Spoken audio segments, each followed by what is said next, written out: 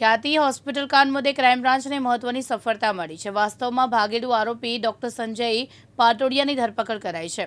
નોંધનીય છે કે ડોક્ટર સંજય પાટોડિયા ખ્યાતિ હોસ્પિટલના ડિરેક્ટર હતો।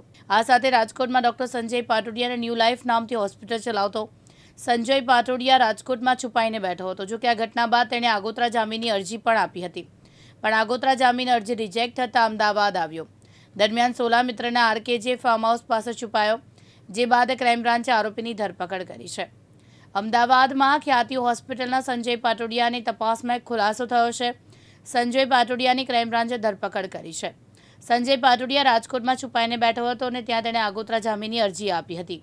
આ તરફ આગોતરા જામીન અરજી રિજેક્ટ થતાં અમદાવાદ આવ્યો। જો કે સંજય સોલા મિત્રના આરકે ફાર્મ હાઉસમાં છુપાયો હતો અને આરકે ફાર્મ હાઉસ પાસેથી તેને કોલ કર્યો।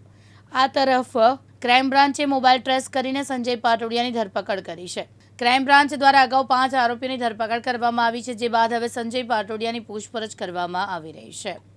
પીએમજે યોજના હેઠળ પીએમજે યોજનામાં બેરિયાટ્રિક સર્જરી હજુ સામેલ કરવામાં આવેલી નથી, પણ હમણાં છેલ્લા કેટલાક સમયથી બેરિયાટ્રિક સર્જરીને હેલ્થ ઇન્સ્યોરન્સમાં સામેલ કરવામાં આવેલી છે।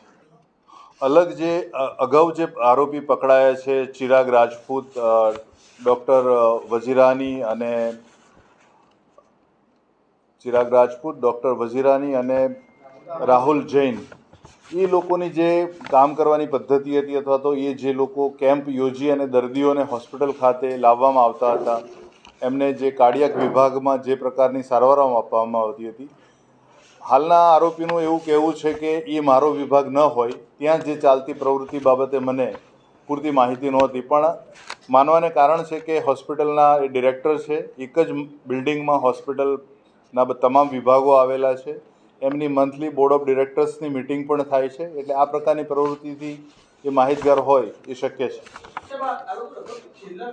આ ગુનો નોંધાયા પછી અને જ્યારથી ક્રાઇમ બ્રાન્ચ પાસે આ તપાસ હાથ ધરવામાં આવેલી છે, ત્યારથી આ ગુનાના જે ફરિયાદમાં ઉલ્લેખ કરેલો અથવા તો જે પણ જેની ભૂમિકા છે આ ગુનામાં, આ જે આખી ગેરરીતિ આચરી અને જે પણ પેશન્ટ્સના મૃત્યુ થયેલા છે, આ તમામ તપાસમાં તમામ આરોપીઓને પકડવા માટે અમારી ઘણી બધી ટીમો કાર્યરત છે, હજી પણ કાર્યરત છે, અને હ્યુમન રિસોર્સિસ અને technical resources, even technical cyber એક્સપર્ટ્સની પણ મદદ લેવામાં આવેલી છે। જેમ અગાઉના પકડાયેલા આરોપીઓ જે અલગ અલગ વિદેશી એપ્સ વાપરી અને કમ્યુનિકેશન કરતા હતા, એ પણ એટલે ક્યાંય પણ એવું નથી કે આરોપી પહેલાં આગોતરા જામીન મૂકે છે અને પછી પકડાય છે। આગોતરા જામીન મંજૂર કરવા અને રદ કરવા એ નામદાર કોર્ટની પોતાની હકુમત છે, અને જે આરોપી નથી પકડાય એ પણ આગોતરા જામીન મૂકી શકે છે, એના માટે તો એને જાતે હાજર રહેવાનું હોતું નથી, પણ અમારી જે ટીમો જે કાર્યરત છે ફિલ્ડમાં, એના કારણે અત્યાર સુધીમાં આ 7મા આરોપીની ધરપકડ થઈ છે। આર્થિક વ્યવહાર કે આના ખાતામાં પાર્ટનરશિપના ભાગરૂપે કેટલા પૈસા અત્યાર સુધીમાં ટ્રાન્ઝેક્શન થયું છે, આંકડો શું છે? છેલ્લા 2022થી અત્યાર સુધીમાં જે પીએમજે યોજના હેઠળ ખ્યાતિ મલ્ટી સ્પેશિયાલિટી હોસ્પિટલ જે છે, એનું જે ટ્રાન્ઝેક્શન્સ આ યોજના પૈકીનું છે 15 કરોડથી વધારનું છે। ફરીથી અગાઉના ડૉક્ટર્સ જે એમના પાર્ટનર્સ હતા, ડૉક્ટર નરવરિયા અને ડૉક્ટર ખેતાન, એ લોકોના છૂટા થયા પછી આ લોકોના સંપર્કમાં આવેલા હતા, ખાસ કરીને કાર્તિક પટેલ અને ચિરાગ રાજપૂતના, અને એમની જે પ્રપોઝલ હતી કે મલ્ટી સ્પેશિયાલિટી હોસ્પિટલ આ રીતે બનાવીએ જેથી ઘણા બધા વિભાગો સાથેની હોસ્પિટલ હોય અને કામ થઈ શકે।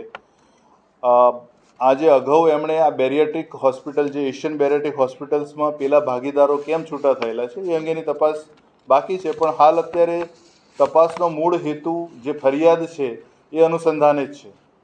એટલે ફરિયાદમાં જે પણ પ્રકારના આક્ષેપો થયેલા છે, ફરિયાદ જે પ્રકારે એના તત્વો સાથેની નોંધાયેલી છે, તો એના પૂરતા જેટલા પણ પુરાવા અને સમર્થન મળે એ પ્રકારની તપાસ હાલ ચાલી રહી છે।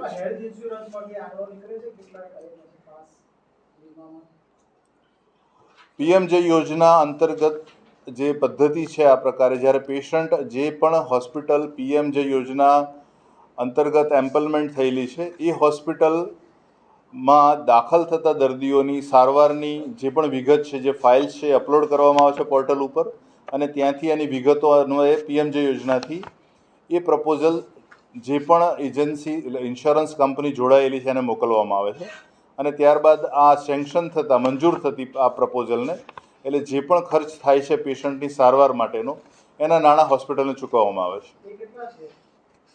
એ દર્દીની જે સારવાર થઈ છે એના ઉપર આધારિત છે. કાર્ડિયાક છે, અન્ય વિભાગો જે પણ છે એ પ્રકારે અલગ અલગ પ્રકારે દર્દીની સારવાર માટે જે નક્કી કરવામાં આવેલી રકમ છે એ આધારે નાણાં જે તે હોસ્પિટલને ચૂકવવામાં આવે છે.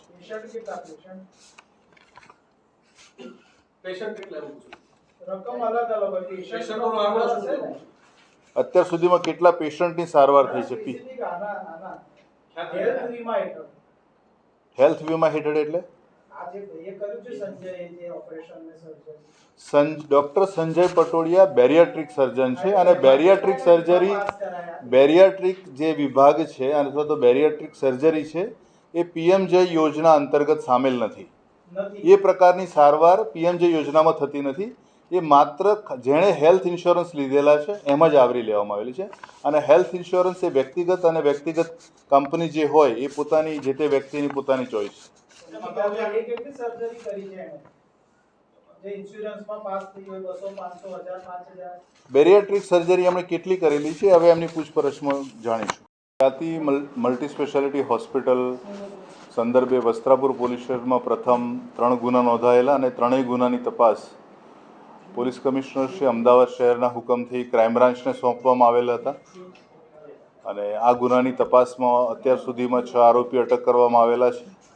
આ ગુનાના જે મૂળ ફરિયાદમાં 5 આરોપીના જે નામ છે એ પૈકી ડૉક્ટર સંજય પટોડિયા જે બેરિયાટ્રિક સર્જન છે અને ખ્યાતિ હોસ્પિટલ્સના ડિરેક્ટરો પૈકીના એક છે. એમની આજરોજ ગોતા સિલ્વર કોલેજ પાસેથી એમની ધરપકડ કરવામાં આવેલી છે. ડૉક્ટર સંજય પટોડિયા જ્યારથી આ ગુનો નોંધાવ્યો 13 તારીખે ત્યારથી જે પ્રથમ રાજકોટ ગયેલા અને ત્યાંથી પછી રાજસ્થાનના અલગ અલગ શહેરોમાં એ ટ્રાવેલ્સમાં અને ટેક્સી કારમાં ફરતા રહેલા હતા.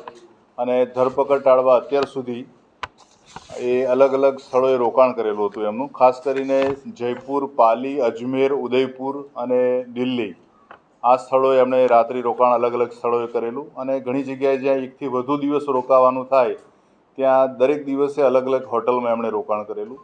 ડૉક્ટર સંજય પટોડિયા ખ્યાતિ મલ્ટી સ્પેશિયાલિટી હોસ્પિટલમાં ડિરેક્ટર્સ તરીકે કામ કરે છે અને એમનો આ હોસ્પિટલમાં 39% ભાગ છે. એમનું મુખ્યત્વે કામ બેરિયાટ્રિક વિભાગમાં જે સર્જન તરીકેની કરવાની હોય છે. શરૂઆતમાં એમને જે પ્રાથમિક પૂછપરછ થઈ છે ધરપકડ બાદની અત્યાર સુધીમાં એમાં ડૉક્ટર સંજય પટોડિયા જે છે એ શરૂઆતમાં રાજકોટ ખાતેની પંડિત દીનદયાલ ઉપાધ્યાય મેડિકલ કોલેજમાં આસિસ્ટન્ટ પ્રોફેસર તરીકે કામ કરતા હતા.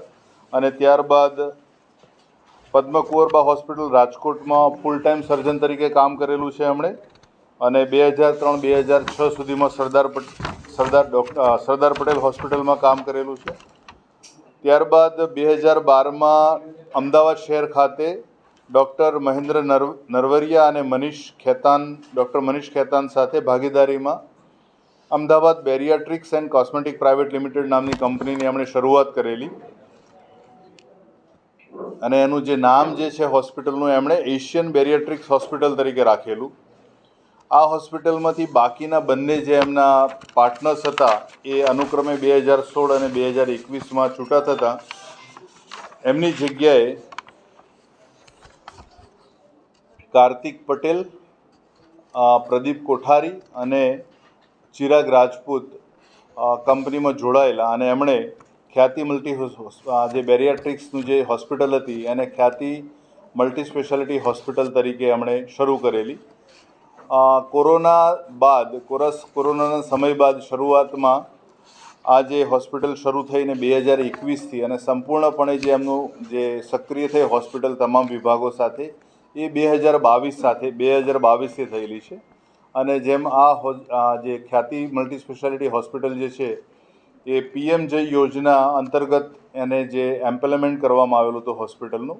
અને ત્યાં અલગ અલગ વિભાગોમાં જે પણ દર્દી પીએમજય યોજના હેઠળ આવરી લેવામાં આવેલા છે જે પ્રકારના આર્થિક ત્યાં આવતા પેશન્ટની ત્યાં સારવાર કરવામાં આવતી હતી અને એના અંગેની પ્રપોઝલ્સ પીએમજય યોજનામાં મોકલવામાં આવતી હતી અને ત્યાંથી મંજૂર થયા બાદ જે પણ નાણાકીય સહાય અથવા તો હોસ્પિટલને મળવાપાત્ર જે રકમ છે એ મળતી હતી. આ જ્યારે આ જે બનાવ બન્યો છે જ્યારે 11 તારીખે એ દિવસે એમણે ત્યાંથી 12 તારીખે હોસ્પિટલથી નીકળી ગયેલા, ખ્યાતિ મલ્ટી સ્પેશિયાલિટી હોસ્પિટલથી ગુનો નોંધાયા અગાઉ, અને એમણે પોતાની જે રાજકોટ ખાતેની હોસ્પિટલ છે ત્યાં જઈને રાત્રિ રોકાણ કરેલું, અને બીજા દિવસે ગુનો નોંધાયા બાદ અગાઉ જણાવ્યું એમ રાજસ્થાનના અલગ અલગ શહેરોમાં, દિલ્હી ખાતે એમણે રોકાણ કરેલું છે. હાલ પ્રાથમિક પૂછપરછમાં આટલી માહિતી ઉપલબ્ધ થયેલી છે. આ બાબતે વધુ તપાસમાં ખ્યાતિ મલ્ટી સ્પેશિયાલિટી હોસ્પિટલમાં એમનો જે ભાગ છે પાર્ટનરશિપનો 39%, એ અન્વયે PMJ યોજના હેઠળ એમનો કેટલી ભૂમિકા છે અંદર આવરી લેવામાં આવેલી છે, અથવા તો એમના દ્વારા કરવામાં આવેલી સારવાર અથવા તો બીજા વિભાગોમાં થતી જે પણ ગેરરીતિની બાબતો સામે આવેલી છે એમાં એમની કેટલી ભૂમિકા છે અંગેની તપાસ હાથ ધરવામાં આવનાર છે. ચિરાગ પાટડિયા, દિવ્યાંગ ન્યૂઝ, અમદાવાદ.